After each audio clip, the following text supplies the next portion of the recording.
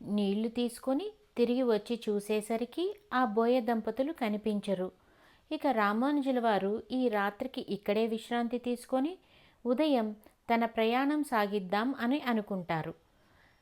ఉదయం లేచి చూసేసరికి ఆశ్చర్యంతో ఇదేదో చూసిన గుడిలా ఉందే, ఓహో ఇది మన కాంచీపురమే, వరదరాజస్వామి గోపురము. ఎక్కడ వింధ్య పర్వతాలు, ఎక్కడ కాంచీపురం.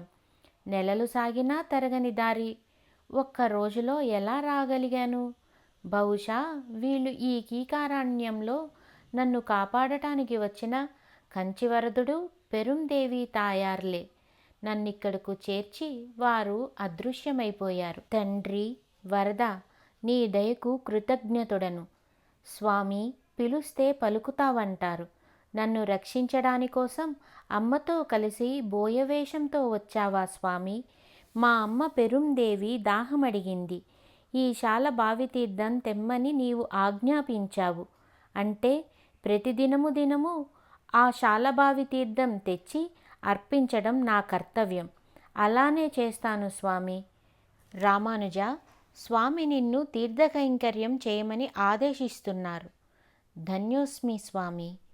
అక్కడి నుండి ఇంటికి వచ్చి తల్లిగారికి సాష్టాంగ నమస్కారం చేస్తారు రామానుజులు.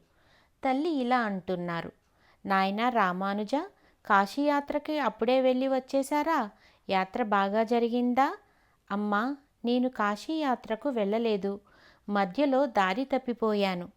అయ్యో, మరి నిన్నిక్కడికి ఎవరు తీసుకువచ్చారు? ఆ అడవిలో ఒక్కడివి ఎన్ని ఇబ్బందులు పడ్డావో ఏమిటో. అమ్మా, ఏం జరిగిందంటే అంటూ జరిగిందంతా చెప్పారు రామానుజుల వారు వారి తల్లిగారికి.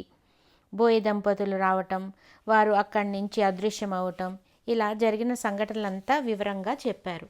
రామానుజ, ఎంత అదృష్టవంతుడివి! ఆ తండ్రి వరదుడు ఎంత దయార్ధ హృదయుడు! ఆ వరదుని దయ లేకుంటే నేను నిన్ను తిరిగి చూడగలిగేదానినా?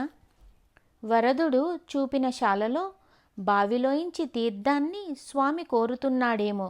రామానుజ, పరమభక్తులైన కాంచీపూరులను ఒక్కసారి సేవించుకో, మంచి సలహా ఇస్తాడాయన అంటారు వారి తల్లిగారు. ఇక ఏం జరిగిందో రేపు చూద్దాం.